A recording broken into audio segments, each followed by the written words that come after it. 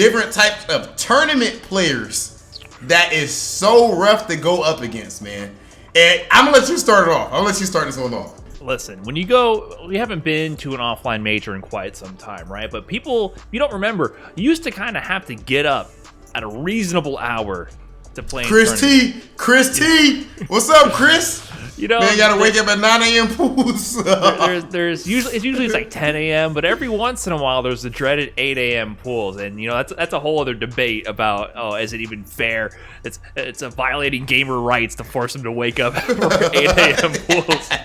But it's a whole other topic. But I will concede that you got to be up, fresh, and ready to play at your peak, and Street Fighter V is a game that demands your utmost attention and reaction time. So in those early morning pools, the one type of player you don't want to play is that dude who just does not care. He might play a grappler, Bro. He might play a Shoto, he might just have some kind of armored move, but you just know when you're playing him, the decisions he's making, he just does not care if he wins or loses, has nothing to lose. You've put your hard-earned money down, you got a plane ticket, booked a hotel, maybe you're crashed in the room with 6 other people, sleep in the bathtub because you're trying to get out here and grind, and there's some dude who just showed up, and it's like his local major that he just went down the street and just showed up, and he just doesn't care.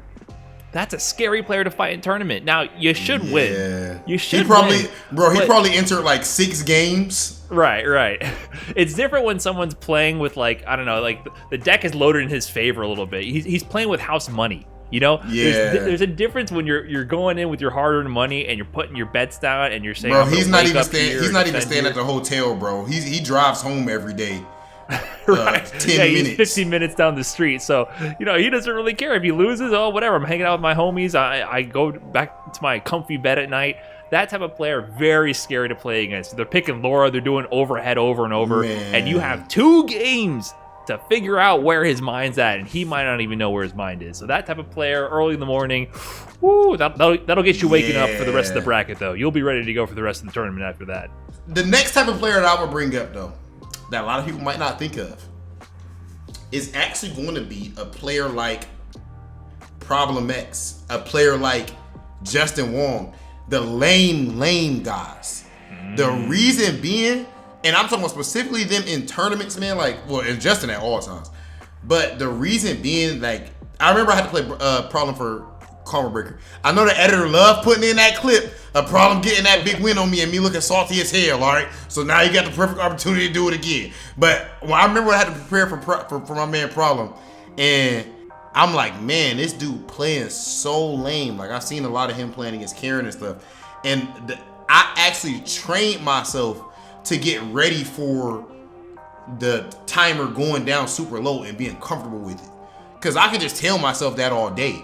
But if you don't actually put yourself in a situation where you're accustomed to it, it's going to be tough. Just like in boxing or something. If you're like, okay, well, it's going to be a deep water fight, aka like a long 12-round fight. I'm not going for a knockout in this. You got to prepare for that in the gym. So with players like Justin and Problem, you just don't have there's a lot of people who think that they're lane players, bro. But nah, truly a Justin Wong type, you can't really find experience for that everywhere. Kind of like an Idom type of guy. Not that Idom's lame, but just that kind of unicorns. Most people play about a middle speed or something. Where if you look at that average timer, so your mind can just get beaten down. Yes, no! Oh, the slide at ProblemX is gonna take it over RobTV, and very different expressions. The smile on ProblemX's face, and the disappointment on RobTV's. He was this close to beating the Evo champion. Too much.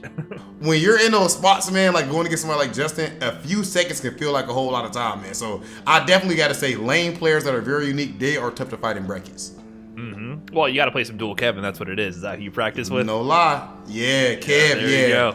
Yeah. Definitely a rare breed to fight against. Definitely, but. I think we kind of hinted at this type of player a little bit earlier, but I just want to make it more explicit, more clear.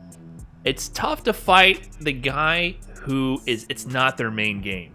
When you're fighting a good player, bro, in Street Fighter V or in any tournament, but it's not that player's main game, and they got nothing to lose because it's no chip off their shoulder, you know what I'm saying? It's no skin off their back. If they lose this game, it's like, this is what I do on the weekends. Bro, that's Tega. That's Tega, bro. That's Tega, bro. This is me relaxing. Oh man, it is tough to play them. I mean, I had to go through that with Goichi actually at Red Bull Kumite. So going into that match, you know, matchup wise, it's favored, but there's a little extra level of that of this is not Goichi's main game. Goichi, you know, he's an Evo champion, he's one of the best to ever do it. But Street Fighter V, it's not. That's not what he eats from day to day, right? He's obviously been training a lot more to go to Street Fighter League and participate and compete. So I don't want to like knock him that way.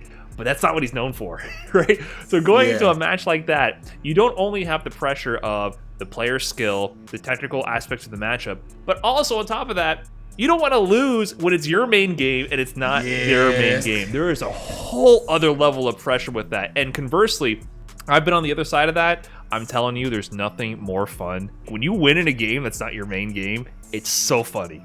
It's just like, win or lose, you're having a grand time. You feel mad cocky for no reason at that point. Your ego, it's only an ego boost. Your ego cannot be hurt when it's not your main game. It only goes up from there. You can't hurt them. So when you gotta fight somebody who's a skilled player, especially, and it's not their main game, it's twice the pressure on you. You have everything to lose and nothing to gain. So that's definitely a player you do not want to fight in tournament. Too much pressure. The last one I'll say is, I'm kind of caught in between. I'm caught in between. Which one do you think we should go with? The low tier hero, or you know what? No, I know where I'm gonna go with it, bro. I'm gonna keep it basic, bro. The Grapplers, man. The Grapplers. I don't mind playing Grapplers. Don't get me twisted. Like, I'm comfortable. In the end of that, we tournament players. We gotta fight whoever, so it is what it is. However, bro, like, just getting hit with that scoop with the pressure on the line. A lot of people ain't really been in those situations offline with everything on the line, man. Like when I'm playing against Itabashi at Karma Breaker, and at that time, that's when Abigail was silly. And bro, it is life and death every time you get hit. Like, you just never know what's gonna happen. Like, you know, and it seems like those type of guys, they got nothing to lose. Like, they're forged in a fire. I think that's why they do good at Capcom Cup all the time, bro. Because like, they're used to everything being online, making a big read. Do you know the type of human being you have to be to travel around the world and guess on a command ramp? It ain't no way in hell. My character will forever have good neutral control. You know, I want a replicable situation. I don't want to rely on Oki. And if I do use my Oki, it needs to be something that's pretty, like, you know, solid. Like, bro, I want my opponent to have outplayed me. Not like, oh, this dude just happened to wake up EX flash kick 6 times this game. Or he happened to hold up 2 times and then backdash. Nah, bro. That's too much casino. Those people are some of the toughest people to fight in bracket. Free, guaranteed. Oh, Destro from RobTV takes out Itabashi Zangief. He is ecstatic, like he had just won the tournament, but he has a long way to go. He can't believe it, but he's doing it here. It does take a special type of person to bank their entire livelihood on flying across the world flipping coins. So I agree. You don't want to fight a good grappler main, especially in that 8 a.m. pools. That's not going to be fun.